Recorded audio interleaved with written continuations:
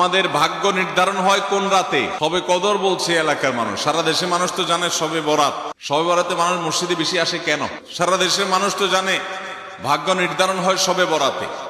ভাইরা আমার, কোরআনে হাকিমে সূরা দুখানের 3 এবং 4 নম্বর আয়াত যদি আপনি দেখেন, আল্লাহ রাব্বুল আলামিন ইরশাদ করেছেন, ইন্না আনজালনাহু ফি লাইলাতিন মুবারাকাহ ইন্না কুন্না মুনজিলিন ফিহা ইউফরাকু কুল্লু আমরিন হাকিম। আল্লাহ বলেছেন, আমি নিশ্চয় কোরআনকে নাজিল করেছি, অবতীর্ণ করেছি একটি বরকতময় রাতে। কোন রাতে বরকত নাজিল করেছেন আল্লাহ তাআলা? বরকতময় রাতে কোরআন নাজিল করেছেন আল্লাহ বলেছেন। আর এই বরকতময় রাতটা কোন রাত? যে রাতে কোরআন নাজিল হয়েছিল শবে কদর। কোন সন্দেহ আছে? কারণ কোরআনের আরেক আয়াত বলছে, ইন্না আনজালনাহু ফি লাইলাতিল কদর, আমি কোরআনকে নাজিল করেছি যে রাতে, সেটা হলো লাইলাতুল কদরে।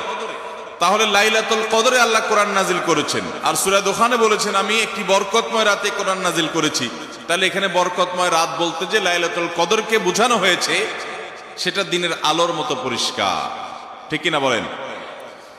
এরপর আয়াত আল্লাহ বলেছেন, ফিহা ইউফরাকু কুল্লু আমরিন হাকিম, এই বরকতময় রাত যে রাতে কোরআন নাজিল হয়েছে অর্থাৎ লাইলাতুল কদর, সেই রাতেই সমস্ত গুরুত্বপূর্ণ হিকমাপূর্ণ বিষয়গুলো সব ধার্য হয়ে থাকে, নির্ধারণ হয়ে থাকে। এই আয়াতের আলোকে বোঝা যায় মানুষের ভাগ্য সারা বছরের যেটি লিপিবদ্ধ হওয়ার কথা, সারা বছরের যে বাজেট হওয়ার কথা, সেটা হয়ে থাকে লাইলাতুল কদরে, শবে কদরে। মধ্য শাবানের রাত, এ রাতে আল্লাহ তাআলা মানুষকে সাধারণ ক্ষমা ঘোষণা করেন।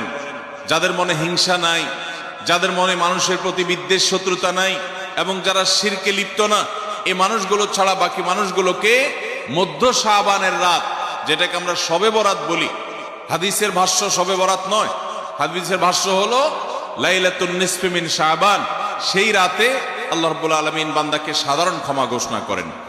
এটা একটা ভিন্ন বিষয়, কিন্তু বছরের সবচেয়ে শ্রেষ্ঠ রাত হলো লাইলাতুল কদর, যেই রাতে আল্লাহ তাআলা বান্দার ভাগ্য ঠিক করেন। এই রাতে যে ভাগ্য আল্লাহ নির্ধারণ করে থাকেন, সেই নির্ধারণটা যেন আমাদের অনুকূলে হয়, সেই নির্ধারণটা যেন আমাদের জন্য কল্যাণকর হয়। আল্লাহ যেন আমাদের ভাগ্যে ভালো কিছু লেখেন, খারাপ কিছু যেন না লেখেন। আল্লাহ যেন তাকদীরে আমাদেরকে ভালো কিছু দেন, মন্দ কিছু থেকে বাঁচিয়ে রাখেন। সেজন্য আমরা সবাই কামনা করি কি করি না?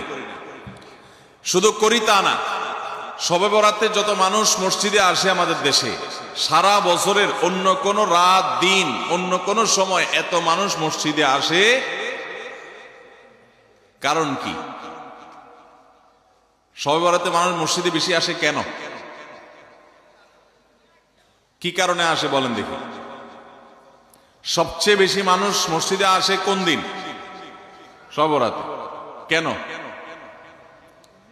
এই দিন বেশি আসে কেন? না একজন করে সিন্নি খাওয়ার জন্য? না, সিন্নি তো অন্য দিনও দেয়। এই রাতে বেশিরভাগ মানুষ মসজিদে যায় বা ইবাদত বন্দেগী করে যার যার মতে করে।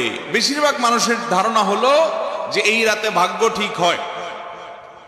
যেহেতু ভাগ্য ঠিক হয়, ভাগ্য নির্ধারণ হয়, সেই জন্য এই রাতে মসজিদে যায়, ভিড় জমায়, যে একটা রাতে ইবাদত বন্দেগী করে যদি ভাগ্যটা নিজের অনুকূলে লিখে নেওয়া যায়, সারা বছরের ভালো কিছু লেখায় নেওয়া যায়, তাহলে তো সারা বছর ভালো থাকা যাবে। এই জন্য ওই একটা রাতে একটু বেশি ইবাদতবন্দি করার চেষ্টা করে। ঠিক না বেঠিক? ভাইরা আমার, প্রথম কথা হলো ভাগ্য নির্ধারণ এই রাতে নয়, বরং লাইলাতুল কদরে হয়।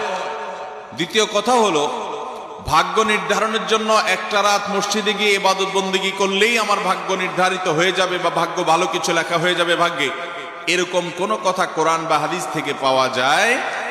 কোরআন হাদিসে কি পাওয়া যায়? সূরা নাহাল আয়াত নম্বর 97। সূরার নাম সূরা নাহাল, আয়াত নম্বর কত? 97। আল্লাহ রাব্বুল আলামিন ইরশাদ করেছেন, মান আমিলা সালিহাম মিনকুম, মান আমিলা সালিহাম মিন যাকারিন আও উনসা ওয়া হুয়া মুমিন। পুরুষ হোক আর নারী হোক, যে কোনো ব্যক্তি যদি ঈমানদার অবস্থায় ভালো কাজ করে, পুরুষ হোক কিংবা মহিলা, যে কেউ যদি ভালো কাজ খুঁটে খুঁটে খুঁটে নেক আমল করে, ভালো ভালো নেক কাজ, কোরআন হাদিসে নির্দেশিত কাজ, আল্লাহ যা করতে বলেছেন, রাসূল সাল্লাল্লাহু আলাইহি ওয়াসাল্লাম যা করতে বলেছেন, যদি সে কাজগুলো করে এমত অবস্থায় করে যে সে ঈমানদার, অর্থাৎ ঈমান থাকতে হবে, ঈমান আছে এই অবস্থায় যদি নেক আমল করে, তাহলে কি হবে? আল্লাহ বলেছেন ফালানুহাইয়ান্নাহু হায়াতান তাইয়্যিবাহ, তাহলে সেই পুরুষ সে নারীকে আমি পবিত্র জীবন দান করব। কি জীবন দান করবেন বলছেন আল্লাহ? পবিত্র জীবন দান করবেন। এই পবিত্র জীবনে মানুষ সুখী থাকবে, এই পবিত্র জীবনে মানুষ সমৃদ্ধ থাকবে, এই পবিত্র জীবনে মানুষ ভালো থাকবে, নেক থাকবে। ওয়ালানাজজিয়ান্নাহুম আজরাহুম বিআহসানি মা কানু ইয়ামালুন, এবং এই ঈমানদার নারী পুরুষরা যদি নেক আমল করে, ভালো কাজ করে যদি সব সময়, তাহলে সেক্ষেত্রে আল্লাহ বলেছেন তারা যে ভালো কাজ করেছে ওইটার সবচেয়ে উত্তম বিনিময় আমি তাদেরকে দান করব।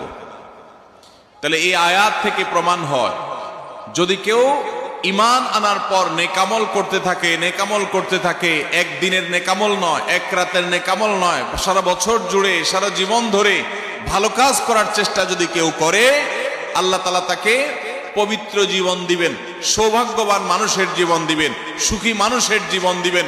এখান থেকে বোঝা যায় কি ভাগ্য নির্ধারণের জন্য এক রাত আমল করতে হবে নাকি সারা বছর?